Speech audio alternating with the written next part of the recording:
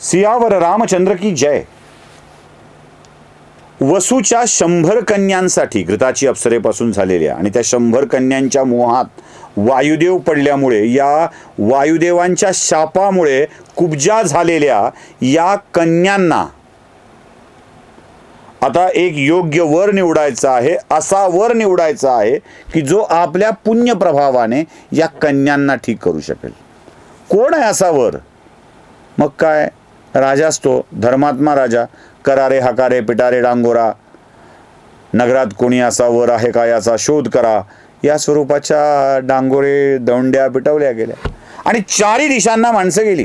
विश्वामित्र सांगतात, रामा, खूप दिशांनी माणसं गेली आणि या खूप दिशांनी गेलेल्या माणसांना एक नवीनच कहाणी कळली. आता ही कहाणीतली कहाणी आहे.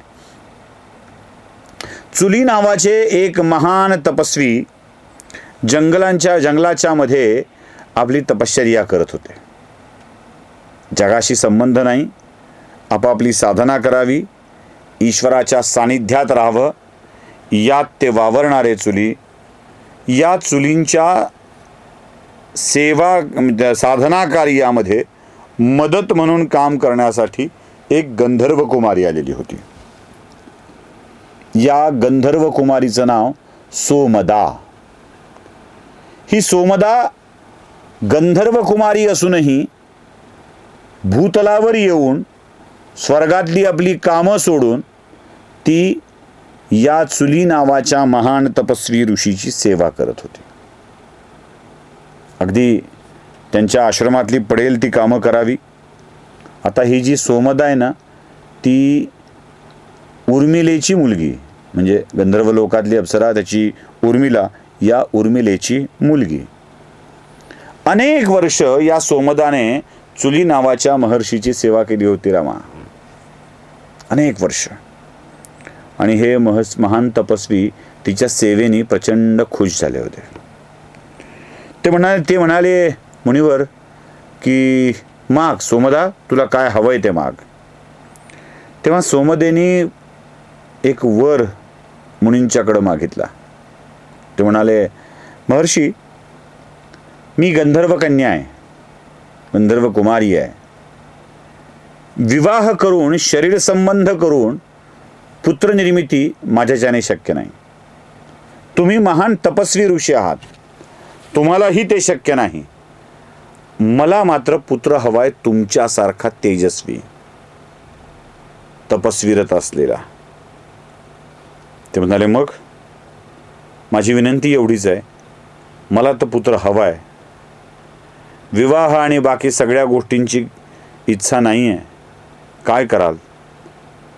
तेव्हा महर्षी चुलीनी तिला सांगितलं, चिंता करू नकोस, मी ब्रह्मबलाने तुला पुत्र देईल. हा पुत्र प्रचंड शक्तिशाली असेल, बुद्धिमान असेल, तो एका नगरीचा राजा होईल. या राजाला बहुपत्नी मिळतील. या पत्नींच्या साठी तो खूप काही चांगलं काम करेल आणि मग त्याच्या हातूनही काही चांगल्या गोष्टी घडणार आहेत. ठीक आहे. मग तिच्या पोटी ब्रह्मबलाने महर्षी चुलींनी एक पुत्र दिला आणि त्या पुत्राचं नाव ठेवलं ब्रह्मदत्त. हा ब्रह्मदत्त हळूहळू वाढू लागला आणि पुढे या ब्रह्मदत्ताला कांपिल्या नगरीचा राजा होता आला.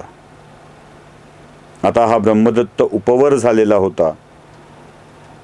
चुली नावाच्या महान तपस्वी ऋषीच्या ब्रह्मबलाने उत्पन्न झालेला हा ब्रह्मदत्त आपल्या मातोश्री सोमदा सोबत वावरत होता आणि या वसुराजाच्या वरसंशोधनाच्या कार्यामध्ये रामा हा यांच्या नजरेस पडला.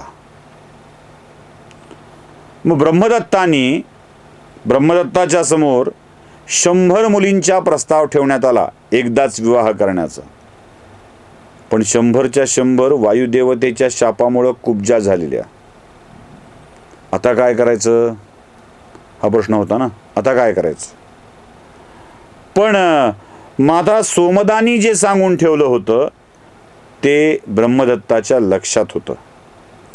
त्यांनी सांगितलं की ठीक आहे मुनिवर, आपला प्रस्ताव मी स्वीकारायला तयार आहे. या 100 मुलींचा पाणिग्रहण करायला तयार आहे. आणि हा कांपिल्या नगरीचा राजा ब्रह्मदत्त या वसू नावाच्या राजाच्या 100 मुलींशी विवाह करायला तयार झाला. योग्य मुहूर्त निवडला गेला आणि या योग्य मुहूर्तावर ब्रह्मदत्तासोबत 100 मुलींचा विवाह घडवण्यात आला. आता विवाह म्हणजे पाणिग्रहण. पाणिग्रहण हा शब्द, पाणी म्हणजे हात, हाताने स्पर्श करून, हातात हात घेऊन ती कन्या स्वीकारायची असते. पाणी ग्रहण करायचं असतं, हात हाती घ्यायचा असतो आणि मग धर्मेच अर्थेच कामेच नातीचरामी अशी प्रतिज्ञा करायची असते. ज्या क्षणी या ब्रह्मदत्ताने एकेका कन्येला स्पर्श करायला सुरुवात केली, त्या ब्रह्मदत्ताच्या स्पर्शाने, त्याच्या तपोबलाने एक एक कन्या पुन्हा सुंदर होऊ लागली. तिचं कुब्जा असणं जाऊ लागलं. योग्य जावाई मिळाला आहे याची जाणीव त्या राजाला झाली. आणि मग या राजाने, वसू नावाच्या राजाने आपल्या सगळ्या कन्यांचा विवाह करून दिला. सगळ्या कन्यांचा विवाह करून दिला आणि सगळ्या कन्या परत खूप सुंदर झाल्या. तिकडे ब्रह्मदत्ताला हे झालं होतं आणि आता हा जो कुशराजा आहे, या कुशराजाच्या मनामध्ये आपल्या पुत्रप्राप्तीसाठी यज्ञ करावा अशी इच्छा होऊ लागली आणि ब्रह्मदत्ताच्या सल्ल्याने त्याने पुत्रप्राप्तीसाठी यज्ञ करायला प्रारंभ केला. 100 कन्या, आपण पुत्र कुठे आहेत? त्याने यज्ञ करायला प्रारंभ केला आणि या यज्ञातून यज्ञाचं फळ म्हणून त्याला एक पुत्र झाला. त्या पुत्राचं नाव गाधी. आणि या गाधी नावाच्या पुत्राची कहाणी अजूनच खूप छान आहे. ती काय आहे बघूया पुढच्या भागामध्ये.